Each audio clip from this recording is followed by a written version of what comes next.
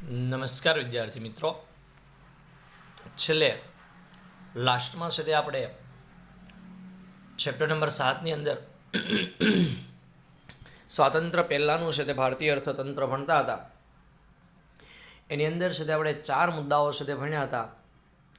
એમાં થોડા એવા છે તે આગળ વધીએ છીએ.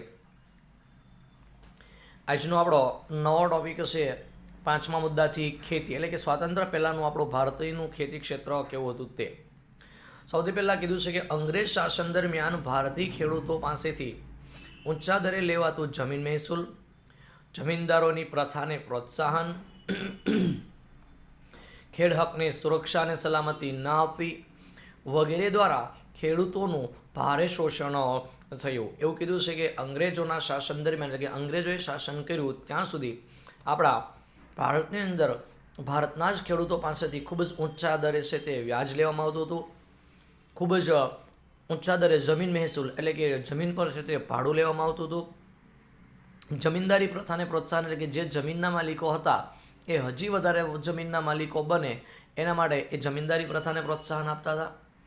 ખેડ હકને સુરક્ષા અને સલામતી ન આપી જે જમીન ખેતમજૂરો અને ખેડૂતો વાવતા હતા, જેના પર ખેતી કરતા હતા, એના પર છે તે એ જમીન એની ન હતી. અને એટલું જ નહીં, એને કોઈ ચોક્કસ એના પોતાનું ગુજરાન ચલાવવા માટે આવક થશે જ એની પણ કોઈ ખાતરી હતી નહીં.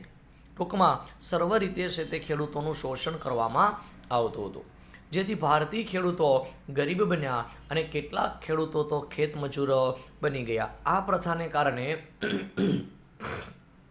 આવા કુરિવાજોને કારણે અને એનાથી કારણે પેલા ખેડૂતો હતા, જે જમીનના માલિકો હતા, એ કેવા બની ગયા?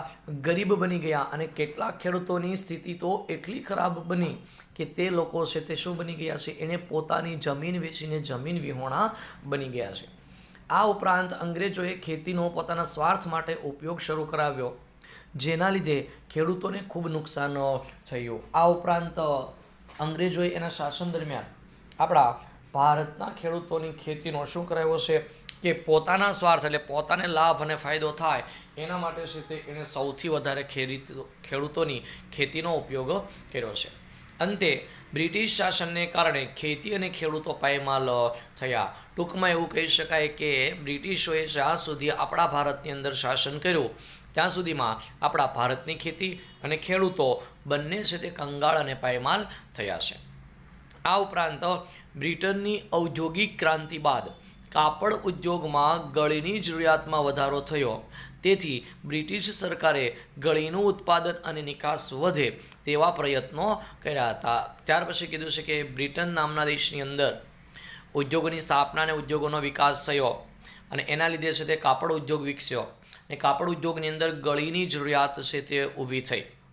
એના કારણે છે તે અંગ્રેજોએ ભારતની અંદર છે તે ગળીનું ઉત્પાદન વધે અને ભારતમાંથી ગળીની નિકાસ બ્રિટનમાં કરવામાં આવે એવા પ્રયત્નો છે તે આપણા ભારતની અંદર રહીને કર્યા હતા.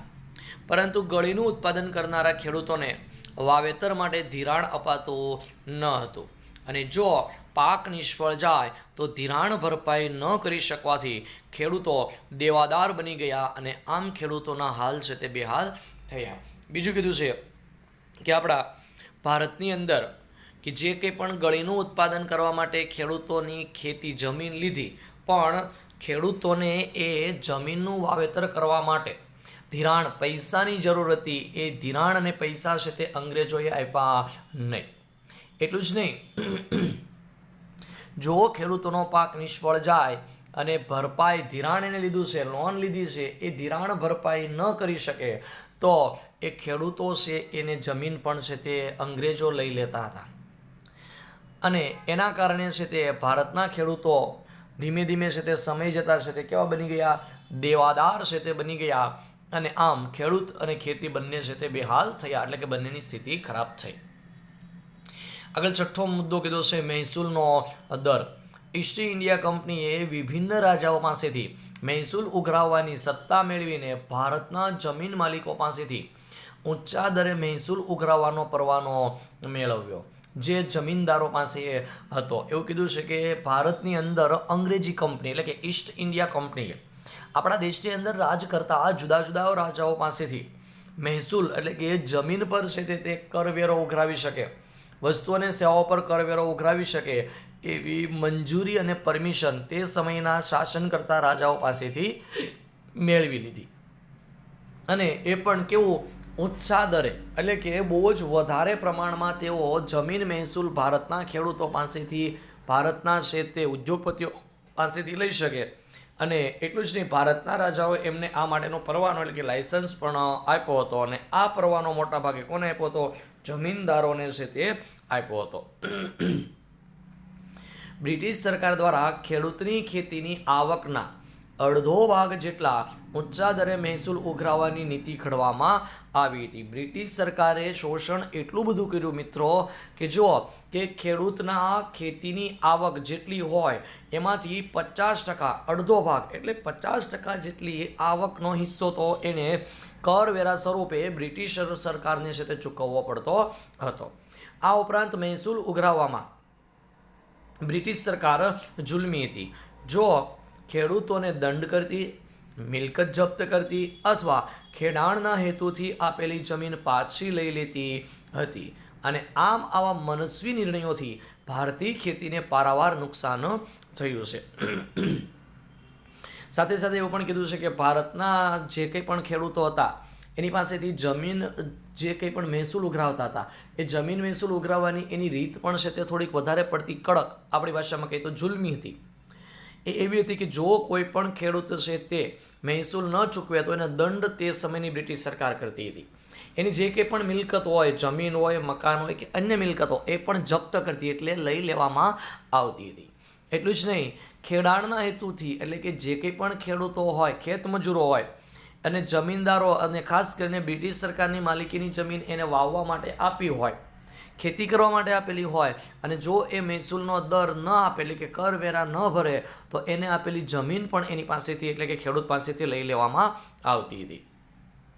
આવા એને યોગ્ય લાગે એવા મનસ્વી નિર્ણયોને કારણે છે તે આપણા ભારતની ખેતીને છે તે ઘણું બધું નુકસાન થયું હતું. આગળ કીધું છે 7મું, કરવેરાના ઊંચા દરો. બ્રિટિશ શાસન દરમિયાન કરવેરાની આવક અંગે દાદાભાઈ નવરોજીની ગણતરી મુજબ 1876માં ઊંચી આવકવાળા બ્રિટનમાં કરવેરા દ્વારા રાષ્ટ્રીય આવકના 8% જેટલા લોકો હિસ્સો આપતા હતા, જ્યારે બ્રિટિશ સરકાર ભારતમાં નીચી આવકવાળા લોકો પાસેથી 15% જેટલો રાષ્ટ્રીય આવકનો હિસ્સો કરવેરા સ્વરૂપે ઉઘરાવતી હતી. વિચારજો મિત્રો, આ બ્રિટિશરોની શાસન કરવાની નીતિ પણ કેવી છે. જો કે ભારત એના દેશની અંદર, આવું હું નથી કહેતો મિત્રો, દાદાભાઈ નવરોજીએ છે તે કરવેરાના દરો અંગે છે તે અભ્યાસ કર્યો છે અને એના પરથી એના તારણો તારવેલા છે કે ભારતની અંદર બ્રિટિશરો એના દેશમાં જે કરવેરા ઉઘરાવતા હતા એ કેવા હતા કે અમીર અને ધનિક વર્ગના લોકો હોય તો એની પાસેથી કેટલો કરવેરો ઉઘરાવવાનો, એની માત્ર છે તે રાષ્ટ્રીય આવક હોય એ રાષ્ટ્રીય આવકના 8% જેટલી આવક જ એને આવા કરવેરા દ્વારા છે તે મળતી હતી લોકો પાસેથી. જ્યારે ભારતની અંદર એની સરકાર હતી, એ લોકો શાસન કરતા હતા, તો દેશની કુલ ટોટલ આવક જેને કહેવાય રાષ્ટ્રીય આવક, એ રાષ્ટ્રીય આવકનો 15% જેટલો હિસ્સો હતો એ કોની પાસેથી લેતા હતા? આપણા ભારત દેશના નીચે આવકવાળા એટલે જે ગરીબ અને મધ્યમ વર્ગના લોકો છે એની પાસેથી છે તે આટલા બધા ઊંચા દરે કરવેરા વસૂલ કરવામાં આવતા હતા. આ ઉપરાંત કીધું છે દાખલા તરીકે મીઠા પરનો કરવેરો. કદાચ મિત્રો તમને ખ્યાલ જ છે કે એટલું જ નહીં, આ લોકોએ એટલે કે બ્રિટિશરોએ હાવ સામાન્ય જીવન જરૂરિયાતની વસ્તુ કહી શકાય તેવી મીઠા પર પણ છે તે કરવેરો નાખવામાં આવ્યો હતો, એ પણ બહુ જ ઊંચા દરે. ભારતમાં મીઠું દરિયાકાંઠે અને રણ પ્રદેશમાં સરળતાથી મળતું હતું, તેમ છતાં બ્રિટિશ સરકારે ઇંગ્લેન્ડથી જહાજો દ્વારા મીઠું ભારત લાવતી અને તે ભારતમાં વેચતી હતી. વિચારો મિત્રો કે આપણા દેશની અંદર જો લખ્યું છે કે ભારતના દરિયા કિનારે અને રણ પ્રદેશમાં મીઠું સરળતાથી ઉત્પાદન થતું હતું અને મળતું હતું, તેમ છતાં બ્રિટિશ સરકાર શું કરતી હતી કે એના દેશ ઇંગ્લેન્ડમાંથી છે તે મીઠાના જહાજો છે તે મંગાવતી હતી અને તે ભારતની અંદર વેચતા હતા. જ્યારે ભારતમાં પાકેલા મીઠા પર ઊંચો કરવેરો લેવાતો હતો અને ભારતની અંદર જે મીઠું પાકતું હતું, ભારતની અંદર જે મીઠું લેવામાં આવતું હતું એના પર જે કરવેરો હતો એ કેવો હતો? ઊંચો હતો. જેથી એક તરફ બ્રિટિશ શાસનને કરવેરાની આવક થાય બરાબર છે. આપણા ભારતનું જ છે તે એવું કીધું છે કે બીજા દેશમાંથી છે તે એ લોકો મીઠું લાવતા હતા, એટલે એનો દેશ ઇંગ્લેન્ડમાંથી, એટલે એને કરવેરાની આવક તો થતી જ હતી, કેમ કે આપણા ભારતના મીઠા પર કરવેરા નાખ્યા હતા. અને બીજું કે એના દેશ ઇંગ્લેન્ડમાંથી મીઠું આવીને વેચતા હતા, એટલે એની આવક પણ એને થતી હતી. બીજું, ભારતના મીઠા પર કરવેરા નાખ્યા એટલે ભારતનું મીઠું કેવું થાય? મોંઘું થાય. એટલે મોંઘી વસ્તુ હોય તે લોકો કેવી ખરીદે? ઓછી ખરીદે. એટલે ભારતનું મીઠું કેવું વેચાતું હતું? ઓછું વેચાય. અને બ્રિટનનું મીઠું ઇંગ્લેન્ડથી લાવ્યા હતા, એક એના પર કરવેરા નહીં હતા, એટલે એનું મીઠું કેવું હોય? સસ્તું હોય. એટલે કેવું વેચાય મિત્રો? વધારે વેચાય.